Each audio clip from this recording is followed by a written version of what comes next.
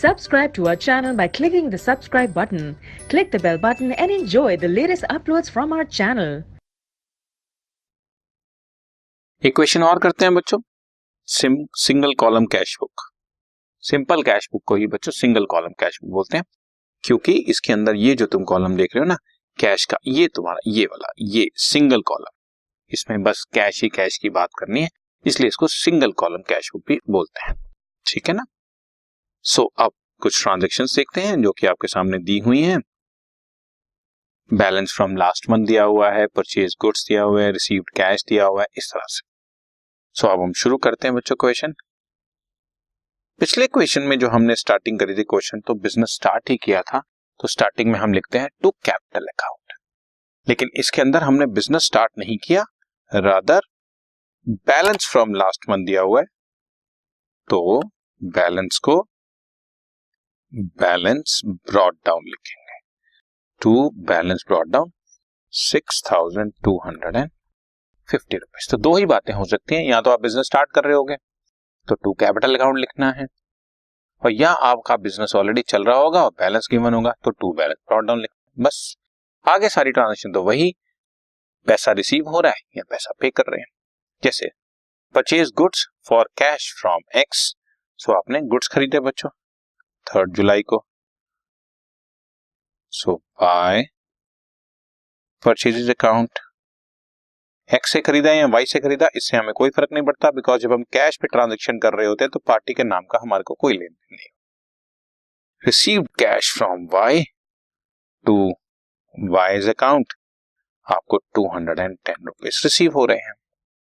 जुलाई 9 को paid cash for sundry trade expenses by trade expenses account, that is 146 rupees.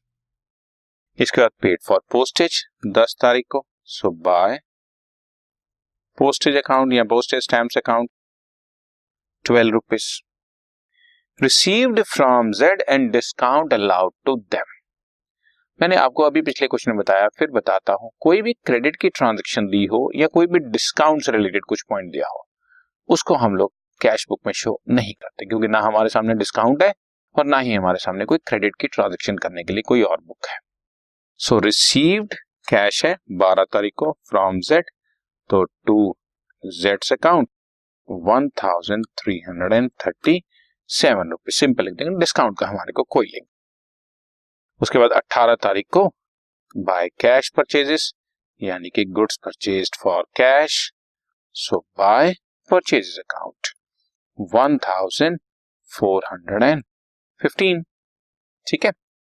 इसके बाद paid rent 20 तारीख को, सो बाय रेंट अकाउंट, इसमें भी कैश जा रही है बच्चा, इसलिए मैं उसको क्रेडिट कर रहा हूं 450 रुपीज।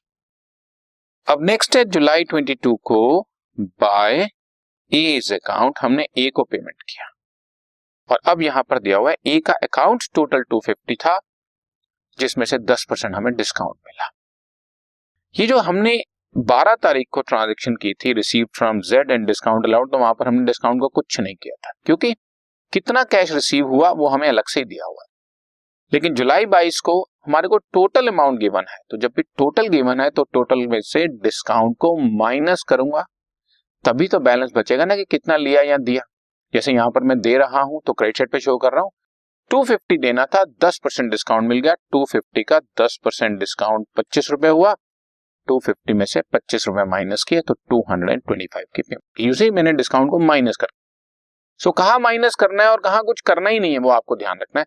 जब रिसीव्ड और पेड की फिगर गिवन हो तो इसका मतलब वो नेट फिगर ही है, तो हमें माइनस करने की जरूरत है। लेकिन जब हमें टोटल गिवन हो तो इसका मतलब अभी उसमें से डिस्काउंट माइनस करना है, हम डिस्काउंट को माइनस करके नेट अमाउंट शो करेंगे। सो ध्यान रहे, कैश बुक में शो हमेशा नेट अमाउंट ही करना होता है। उसके बाद paid for furniture repair 23 by repairs account, amount is 50 rupees.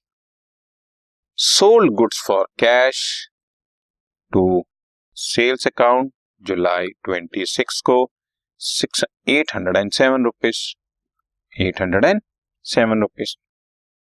Paid for printing 28 को पेड फॉर प्रिंटिंग किसको दिया, मैंने बताया कोई मतलब नहीं है, बाय प्रिंटिंग अकाउंट या प्रिंटिंग एंड स्टेशनरी अकाउंट, आप ऐसा भी लिख सकते हैं 45। देन 30th को paid for general expenses, so bye general expenses 26 rupees. And 31st को due cash for private use, हमारे मालिक अपने पर्सनल यूज के लिए 100 रुपीज विड्रॉ करके लेकर गए। तो ये सारी हमने पेमेंट्स भी शो कर दी। रिसीट्स में डेबिट साइड पर शो कर चुका हूं, हियर इट इज, और पेमेंट्स ये सारी रह गई। बस अब हम टोटलिंग करेंगे और कॉमन सेंस है, जैसा कि मैंने तुम्हें बताया कि हम लोग हमेशा टोटल डेबिट का ही ज्यादा होगा, बिकॉज रिसीट्स डेबिट पर होती हैं और रिसीट से ज्यादा पेमेंट मैं कैसे कर सकता हूं, इसलिए रिसीट साइड का टोटल ज्यादा होगा। मैंने टोटल करके देखा तो 8604 आ रहा है, और अब इसमें से सारी पेमेंट्स को माइनस करके by balance carried down show करूंगा। ठीक है, सारी पेमेंट्स, और पेमेंट से सारी 4250, 146, 12, 1415, 450, 225, 50, 45, 26 and 100। सो टोटल पेमेंट आ गई 6719। 8604 की रिसीट थी, माइनस किया 1885 रुपीज आपका बैलेंस बच गया। रिसीट्स में से पेमेंट्स को माइनस कर, दिस इज कॉल्ड बैलेंसिंग। ठीक है ना, बैलेंसिंग तक हमारा क्वेश्चन चलता है, और उसके बाद नेक्स्ट मंथ की फर्स्ट डेट को इसको रिवर्स साइड पर बैलेंस ब्रॉट डाउन जरूर करके शो करना। ये बैलेंसिंग आपने लेजर में भी सीखी, ये सेम चीज चल रही है। पहले सारी ट्रांजैक्शन लिखते हैं विच इज कॉल्ड पोस्टिंग, फिर उसके बाद टोटलिंग करते हैं, number 2 step, and number 3 step balancing डाल के फिर हमारी कैश बुक का काम कंप्लीट होता है। तो ये हमारी सिंपल कैश बुक या सिंगल कॉलम कैश बुक के क्वेश्चंस आपको मैंने कराए। ठीक है, इसमें से डिस्काउंट वाली एंट्री भी छोड़नी है और क्रेडिट वाली एंट्री भी कुछ है तो वो भी छोड़नी है। बाकी नॉर्मल जिस जिसमें कैश आ रहा है, डेबिट जा रहा है, तो क्रेडिट करके शो करते हैं, राइट।